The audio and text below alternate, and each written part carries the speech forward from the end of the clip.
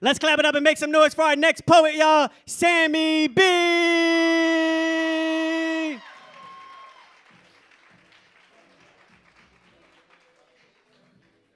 Just like your size. Thank you. Okay. Hi, how are y'all doing? Okay. I wasn't quite ready because I was expecting the other guy to go, so I'm sorry. If you want to follow me on Instagram, it's ITSBYMMAS. It's SammyB backwards, so it's SammyB backwards. And then I also have another account, Poetry and Paintings New Jersey. I do open mics occasionally, so if you want to follow, you can. Okay. This is called This Is Not a Garden. You want to grow in a garden, perfectly pruned, rich with its fruit, so carefully picked and curated.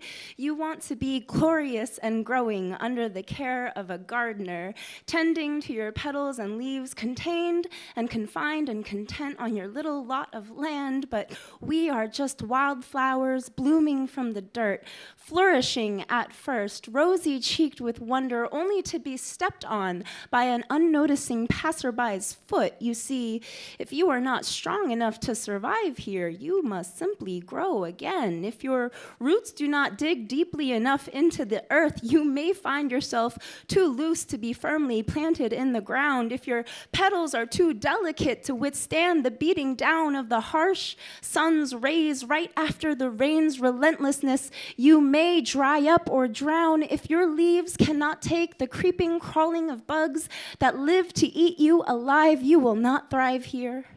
If your stems are not thick enough to withstand being crushed by a careless weight, you will wither away. Life does not forget those who grow outside of their place. So how dare you take up space here when there is so little already? There are already trees and bushes and leaves 10 times bigger than you. What could you possibly grow into? So you better have some medicine in those leaves, so when they eat you and they start to see things, they will learn. When they inhale the smoke after burning you, they will learn. You better have grown some thorns, so when they pinch and pick you, they will learn. You better be something much more than just flower looking beautiful, because this is no gardener for the caretaker to frolic in. This is not a location where you can find yourself in a position posing by a picnic basket, picture perfect. If this were a park, you would find your place in the cracks between the concrete, the little bit of life left lighting up the gray ground with its greenery, greeting the world with its color defiantly, shouting with vibrancy at anyone to dare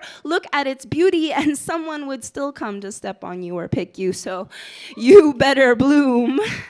You better take that rain when it comes and be thankful it is quenching your needs, no matter how relentless the thunder is or how heavy the droplets are that plop upon you. You better grow while you can, because not every flower blossoms into the next day. And while I'd love for someone to come pick me up, dig my roots out into a cup and transfer me to whatever gorgeous garden your mind has grounded itself in, all I can do is plant my seed and hope that when I have been crushed by the weight of the world, those seeds have grown someplace better than where I have been, and I can start again. So no.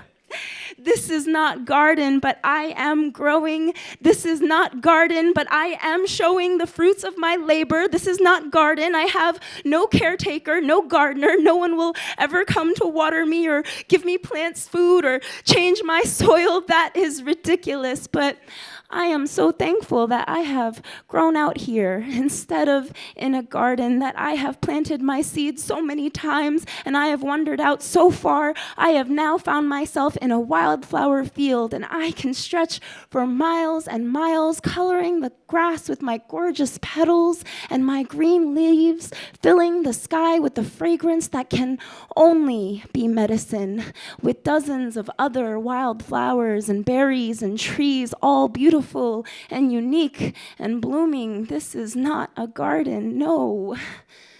This is better. This is so much better. Thank you.